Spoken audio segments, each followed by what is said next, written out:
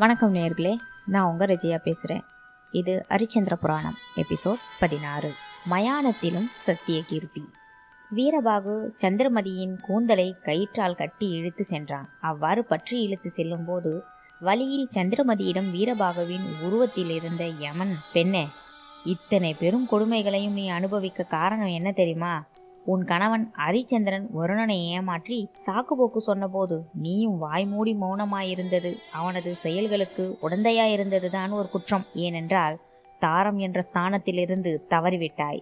ஒரு தாய் தன் பிள்ளை தவறு செய்யும் போது தண்டிக்க வேண்டும். அவள்தான் சிறந்த தாய். அது போன்ற கடமை தாரத்திற்கும் உண்டு என்பதை நீ மறந்து விட்டாய் அல்லவா? உனது கணவன் பிள்ளை பாசத்தில் தவறு செய்த போது நீயும் உன் கணவனுடன் சேர்ந்து பிள்ளை பாசத்திற்கு அடிமையாகிவிட்டாய். ஆகவே உனது கணவன் செய்த பாவத்தில் பாதி உனக்கு வந்து சேர்ந்து விட்டது. உனது கணவன் ஏழை அந்தணனின் பிள்ளையை பணத்திமிரால் விலை கொடுத்து வாங்கி அவனை வழியிட முயன்ற போது அதையாவது நீ தடுத்து நிறுத்தி இருக்கலாம்.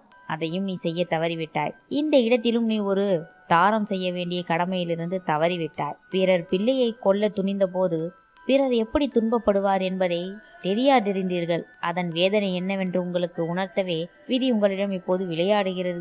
இதையெல்லாம் கூறி வந்த வீரபாகுவை பார்த்து சந்திரமதி வியப்புடன் கூறினாள். நான் ஹரிச்சந்திரனின் மனைவி என்று நீ எப்படி தெரிந்து கொண்டாய் என்று கேட்டார்.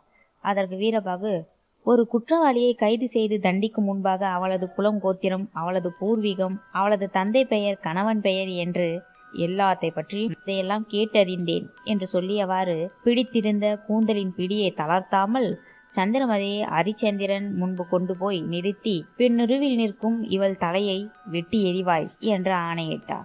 எஜமானே, ஒரு பெண்ணை கொல்வதென்பது உலகிலேயே பெரிய பாவம். அதனால் நான் இந்த பெண்ணை கொல்ல முடியாது. தங்கள் கட்டளையை நிறைவேற்ற முடியாது. இந்த சூழ்நிலையில் நான் உள்ளேன். மிகவும் வருந்துகிறேன் ஐயா இதற்காக என்று சொன்னார். அடே அடிமையே, இவள் நீ நினைப்பது போல் பெண்ணே அல்ல, பெண்ணுருவில் வந்துள்ள பேய். இவள் செய்திருப்பது சாதாரண குற்றமில்லை. இவள் பல குழந்தைகளை பிஞ்சு உள்ளம் என்றும் பாராமல் கொன்றவளாவாள். மேலும் பிறரை ஏமாற்றியும் பிழைப்பவளாகவும் இருக்கிறாள். குரு துரோகம் செய்பவர்களையும் சோரம் போகிறவர்களையும் பெண்ணாக இருந்தாலும் கூட அவளை கொலை செய்வதில் எந்தவித பாவமும் இல்லை என்று சாஸ்திரங்களை கூறுகிறது என்பதை நீ தெரிந்திருக்க மாட்டாயா? ஆனால் நான் நன்கு அறிவேன். இப்படிப்பட்ட கொலைகார பாவிகளை கொல்வதன் மூலம் மேலும் பல குழந்தைகளின் சாவினை தடுத்து நிறுத்தும் புண்ணியத்தை தான் நீ செய்கிறாய் என்பதை கொஞ்சமாவது உணர்ந்து கொள்ளே. சொல்வதை கேள்.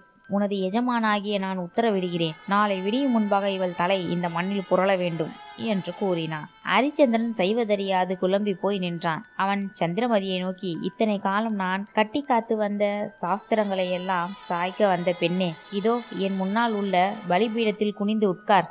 என் எஜமானனின் உத்தரவை நிறைவேற்றுகிறேன் என்று கூறினார். சந்திரமதியின் கூந்தல் முகத்தை மறைத்து கிடந்ததாலும் அவளது முகம் அழுததால் வீங்கியும் காணப்பட்டதால் ஹரிச்சந்திரனால் அவளை எளிதில் அடையாளம் கண்டு கொள்ள முடியவில்லை. அந்த அளவிற்கு சந்திரமதி உருக்குலைந்திருந்தாள்.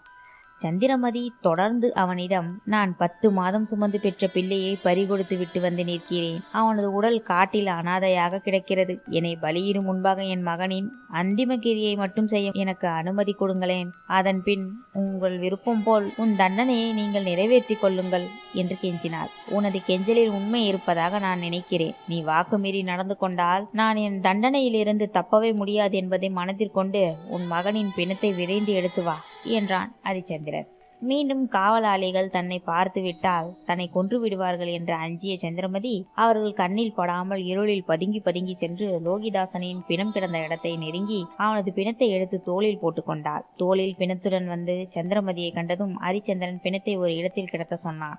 சந்திரமதியும் அவ்வாறே செய்தாள். அதன் பின் பல பிணங்கள் எரிக்கப்பட்டு பாதி எரிந்தும் எரியாமலும் கிடந்த விறகுகளை சுள்ளிகளையும் பொறுக்கினாள். மீண்டு போன வரட்டிகளையும் பொறுக்கி வந்து மகனது சிதையின் மீது அடுக்கினாள். பிணத்தை எரிக்கக்கூட சக்தி இல்லாத இவள் எங்கே பிடி அரிசியும் முழந்துணியும் நாளனாவும் தரப்போகிறாள் என்று ஹரிச்சந்திரன் தன் மனதில் எண்ணிக்கொண்டான். இருப்பினும் கடமை தவறாத ஹரிச்சந்திரன் அதையும் வாய்விட்டு கேட்டான். நான் நிர்கதியாய் நிற்கும் அபலை பெண் ஐயா, என்னால் நீ கேட்கும் பணம், முழம் துணி, பிடி அரிசியை கூட தர முடியாத நிலையில் உள்ளேன் என்றார். அபலை என்கிறாய், யாருமற்ற அனாதை என்கிறாய். உன் கழுத்திலோ தங்கத்தால் ஆன தாலி மின்னுகிறதே, அதை விற்று உன் மகனின் ஈமகிரியை சிறப்பாக செய்து முடித்திடலாமே என்றான் ஹரிச்சந்திரன். அவனது இந்த கேள்வியை கேட்டதும் சந்திரமதியின் உள்ளம் தூக்கி வாரி போட்டது. அப்படியே வியப்புற்றாள். என்ன இது? என் கழுத்தில் மின்னும் தாலி சுடுகாடு காவல் காக்கும் இவன் கண்களுக்கு தெரிகிறதா? அவரின்றி மற்றவர் கண்களுக்கு தெரியாத தாலி இவன் கண்களுக்கு மட்டும் எப்படி தெரிகிறது? ஏழையாகிவிட்டால் தர்மமும் சாஸ்திரமும் அவனை விட்டு அகன்று விடுமா? அப்படியென்றால் ஏழையாக பிறப்பது கொடுமையான குற்றமா? இறைவா, நீதானே இந்நிலைக்கு ஆளாக்கினாய். இப்பொழுது நீயே விதியோடு விளையாடுகிறாயே, இது உனக்கே அடுக்குமா? இவன் கேட்கும் சுடுகாட்டு கூலியை அந்த காலகண்டனிடம் போய் கேட்டால் அதை தருவானா? இல்லை, நடுநிசியாகிவிட்டது என்று கூறி நேர காலத்தை சாக்காக வைத்து திருப்பி அனுப்பிவிடுவாரா? லோகிதாசா, என் மகனே, நீ ஏன் என் வயிற்றில் வந்து மகனாக பிறந்தாய்? உன் தந்தை ஹரிச்சந்திரன் இவ்வேளையில் இங்கு இல்லாமல் போய்விட்டாரே என்று கூறி அழுதாள். சந்திரமதி லோகிதாசன் பெயரையும் தன்னுடைய பெயரையும் உச்சரித்ததும் ஹரிச்சந்திரன் வந்திருப்பது தன் மனைவி சந்திரமதிதான் என்பதை தெரிந்து கொண்டு தூக்கி வாரி போட்டது அவனுக்கு. சந்திரமதி, இங்கிருப்பது நீயா? இது என்ன கோலம்?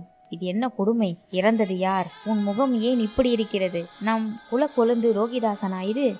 எப்படி இறந்தான்? நான் யாரென்று நீ இன்னும் அறியவில்லையா? நான் தான் உன்னை காசி மாநகர் சந்தையிலே உன்னை ஆடு மாடுகளை விற்பது போல் கூவி விற்ற கொடியவன். என்னை இன்னுமா உனக்கு அடையாளம் தெரியவில்லை? உங்களை விற்ற பிறகு நட்சத்திரேயனுக்காக என்னை நானே விலை பேசி அவனுக்கு கொடுக்க வேண்டிய 1000 பொன்னையும் கொடுத்தேன். என்னை சுடுகாட்டு தலைவன் வீரபாகு என்பவன் வாங்கினான். தற்போது எனது எஜமானன் இப்போது சென்றானே, அவன்தான் வீரபாகு என்று ஹரிச்சந்திரன் சந்திரமதியிடம் எல்லா விவரங்களையும் கூறினான். நீங்கள் விற்று சென்ற காலகண்டன் லோகிதாசனை தர்பை புல்லை பறித்து வர காட்டிற்கு அனுப்பினான். நம் பிள்ளையும் தர்பைகளை எல்லாம் சேகரித்தார். அந்த வேளையில் கொடிய நாகத்தால் தீண்டப்பட்டு மடிந்து போய்விட்டான். இதனை அவனுடன் சேர்ந்திருந்த சிறுவர்கள் வந்து தெரிவித்ததும் நான் உடனே போக அனுமதி கேட்டேன்.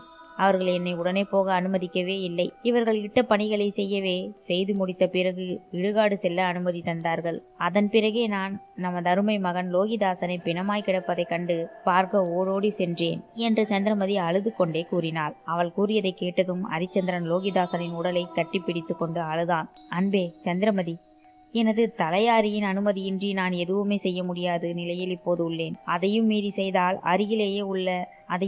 செய்தால் இதோ அருகில் உள்ள கணக்கன் எனது தலையாரியிடம் போய் நான் உனக்கு சலுகை காட்டுவதாக கூறுவான். அதன் பிறகு என் உடம்பில் தோல் கூட மிஞ்சாது. ஆகவே நீ காலகண்டனிடம் சென்று நான் கேட்டவைகளை எல்லாம் மன்றாடி கேட்டு வாங்கி வா என்றான் ஹரிச்சந்திரன். கணவன் சொல்லையே தார்மீக மந்திரமாய் கொண்ட சந்திரமதி மகனின் சடலத்தை ஹரிச்சந்திரனிடம் ஒப்படைத்துவிட்டு காவலாளிகளின் கண்களில் படாமல் இருளில் பதுங்கி பதுங்கி காலகண்டனின் இல்லம் நோக்கி நடந்தார். பார்க்கலாம் இன்னும் என்ன நடக்கிறதென்று. என்ன ஒரு கொடுமை! ஹரிச்சந்திரனின் பேரில் பயங்கர கோபம் வருகிறது எனக்கு. தொடர்ந்திருங்கள் நேயர்களே. இது ஹரிச்சந்திர புராணம். நான் உங்கள் ரிஜியா. வணக்கம்.